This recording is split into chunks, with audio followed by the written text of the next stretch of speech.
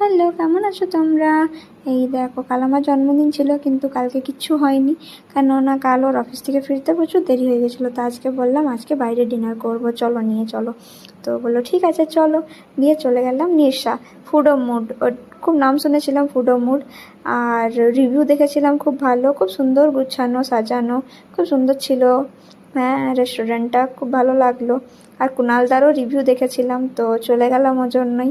এই দেখো, ফার্স্টে যে অর্ডার করে দিয়েছিলাম আমি চিকেন ললিপপ।